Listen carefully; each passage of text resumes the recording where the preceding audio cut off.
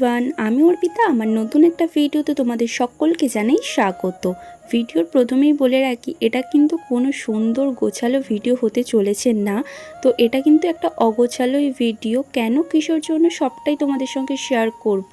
আর আমার ফেসবুকের ফটোতে অনেকেই তোমরা কমেন্ট করছো আমি কি মুম্বাই থেকে বাড়ি চলে এসেছি নাকি জানতে চাইছো। তো হ্যাঁ, আমি মুম্বাই থেকে বাড়ি চলে এসেছি। কেন এসেছি, কিসের জন্য, সবটাই আজকের এই ভিডিওটাই শেয়ার করব।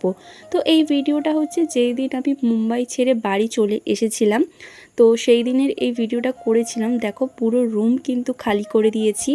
1 বছরের সংসার কিন্তু 4টে ব্যাগে প্যাকিং করে নিয়েছি। তো প্রচণ্ড মন খারাপ লাগছিল, তো কিছু করারও ছিল না। তোমাদেরকে আগের একটা বড় ভিডিওতে যারা আমার ইউটিউব ভিডিও দেখো তারা জানবে যে আমি কিন্তু বলেছিলাম বাড়ি যেতে মানে দেরি আছে। তো এই রকমভাবে বাড়ি চলে আসবো আমিও কিন্তু ভাবতে পারিনি। তো দেখো, পুরো রুমটা যখন খালি হয়ে গেছে না, সেই যেদিন প্রথম মুম্বাইতে এসেছিলাম রাত 1টার সময়, ঠিক সেই রকমই কিন্তু লাগছে, পুরো চারিদিকে খালি। তো চলো দেখো, তোমাদেরকে পুরো রুমটা একবার ঘুরিয়ে দেখিয়ে দিচ্ছি, পুরো কিন্তু বাইরের গেট থেকে। এইদিকে কিন্তু কিচেনের কাছে অনেকই জিনিসপত্র রেখে দিয়েছি, এইগুলো আর নিয়ে যাব না। যা নেওয়ার কিন্তু আমি সমস্ত কিছু ব্যাগ প্যাকিং করে ফেলেছি। এইগুলো আয়েশার মাকে দিয়ে দেবো। শুধু এইগুলোই নয়, আয়েশার মাকে কিন্তু আমি অনেক জিনিসপত্র দিয়ে এসেছি। আসলে একটা সংসার গোছাতে তার অনেক বাসনপত্র, ডিবে থেকে শুরু করে অনেক কিছুই কেনাকাটা করে সংসারটা সাজাতে হয়। তো সব তো নিয়ে আসা আমার পক্ষে সম্ভব ছিল না। তো তার কারণে কিন্তু আমি আয়েশার মাকে অনেক কিছুই দিয়ে চলে এসেছি। যেগুলো নেওয়ার মনে হয়েছে সেগুলোই শুধু নিয়ে এসেছি। আর আমাদের যেহেতু পুরো রুমটাই ছাড়তে হবে, তার কারণে কিন্তু আমি অনেক জিনিস ফেলেও দিয়ে এসেছি। পুরো রুমটা খালি করার পর কিন্তু খুবই খারাপ লাগছিল, কান্না পাচ্ছিল। তার থেকেও বেশি খারাপ লাগছিল আমি চলে আসাতে আশেপাশের মানুষগুলো, যাদের সঙ্গে এতদিন মানে 1টা বছর আমি মিশেছি, তারা কান্না করছিল। ওটা কিন্তু আমাকে খুবই কষ্ট দিয়েছে। এইবারে মুম্বাই গিয়ে এত মানুষের ভালোবাসা পেয়েছি, যা হয়তো আমি কখনোই ভুলবো না বা ভুলতেও চাই না। এইবারে মুম্বাইয়ে গিয়ে আমার কিন্তু নিজেকে একবারের জন্যও একা মনে হয়নি যে এখানে আমার কেউ আপনজন নেই। আমার আশেপাশের ভাবি, রুম আন্টি এতটাই ভালো ছিল, যখন আমার কোনো জ্বর হতো বা শরীর খারাপ হতো আমাকে নিয়ে কিন্তু ডক্টরের কাছে গেছে, দোকান থেকে ওষুধ এনে দিয়েছে। জ্বর হওয়ার পর যে অসহ্য হাত পায়ের যন্ত্রণা হয়, তাও কিন্তু পাশের বাড়ির ভাবি কিন্তু আমার হাত পা মালিশ করে দিয়েছে তেল দিয়ে। যখন মানে খুব একলা লাগতো, কার সঙ্গে কথা বলতে ইচ্ছা করতো, তখন কিন্তু পাশেই একটা বন্ধু ছিল, মানে সে দিদি কম বন্ধু। তো একবারের জন্য মনে হয়নি যে এখানে আমি একা ছিলাম। এবারে কিন্তু মুম্বাই আমাকে অনেক কিছুই দিয়েছে, ছোট ছোট বাচ্চাদের ভালোবাসা। তো এরকম ছেড়ে হুট করে বাড়ি সত্যি চলে আসবো আমিও কখনো ভাবতে পারিনি। তো চলো এবার তোমাদের সঙ্গে শেয়ার করি আমি কেন হুট করে কাউকে কিছু না জানি পুরো সমস্ত মানে রুম ছেড়ে দিয়ে সংসার গুছিয়ে নিয়ে বাড়ি চলে এসেছি। তো আমার কিন্তু অনেক রিলেটিভরাও জানে না যে আমি বাড়ি চলে এসেছি বলে। তো আমার ফোনে ফটো দেখে তারাও একই কোয়েশ্চেন করছে যে আমি বাড়ি এসেছি কি না। তো চলো এবার তোমাদেরকে বলি।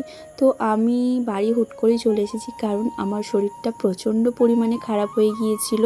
একদমই আমি থাকতে পারছিলাম না, যেটা আমার পক্ষে এত অস্বস্তিকর হয়ে যাচ্ছিল, এক মুহূর্ত আমার থাকতে ইচ্ছা করছিল না মুম্বাইতে। বাড়ি আসার জন্য কিন্তু খুবই ছটফট করছিলাম, তাই জন্যে কিন্তু হঠাৎ কাউকে কিছু না জানিয়েই আমি বাড়ি চলে এসেছি। মানে আজকে ঠিক করেছি বাড়ি যাব, আর কালকে টিকিট কেটে কিন্তু আমি সমস্ত সংসার গুছিয়ে বাড়ি চলে এসেছি। তো এই হচ্ছে কারণ। আর এখন কিন্তু আমি অনেকটাই ঠিক আছি। 1 সপ্তাহের মতো হয়ে গেল আমি বাড়ি চলে এসেছি। তো এখন কিন্তু আমি অনেকটাই ঠিক আছি। বাড়ি আসার 3-4 দিন আগে থেকেই কিন্তু আমি সমস্ত প্ল্যাটফর্মে মানে ইউটিউব, ফেসবুক, ইনস্টাগ্রাম সবেতেই কিন্তু ভিডিও বা ছবি পোস্ট করা বন্ধ করে দিয়েছিলাম, কারণ শরীরটা অনেকটাই খারাপ ছিল। কিছু মানে উঠতেই পারছিলাম না, কিছু খেতেই পারছিলাম না, যা খাচ্ছিলাম বমি করে দিচ্ছিলাম। তো তার কারণে কিন্তু কোনো রকম কোনো ভিডিও বা কোনো ছবি পোস্ট করিনি।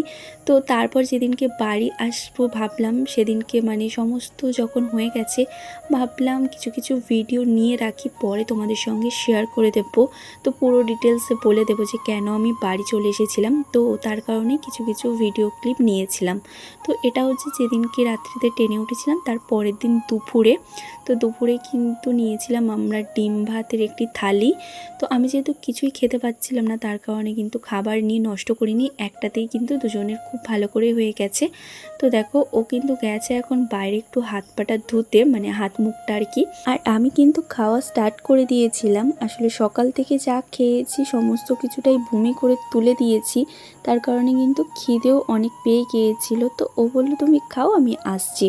তো দুপুরে খাওয়া দাওয়া করে ভাবলাম একটু ঘুমিয়ে যাব যদি শরীরটা ভালো লাগে, কিন্তু সে তো সেগুড়ে বালি। দুপুরে খাওয়ার পর আবারও একবার বমি হয়েছিল, তারপর কিন্তু একটু ঘুমিয়েছিলাম। উঠেছিলাম ওই 4:30 5টার দিক করে।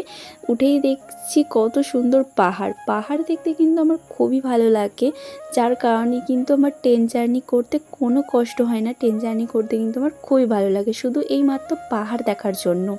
তো তারপর দিন হচ্ছে এটা ভিডিও, ওই যেদিনকে লাভবো আর কি। তো ট্রেনটা কিন্তু 2 ঘন্টা লেট ছিল।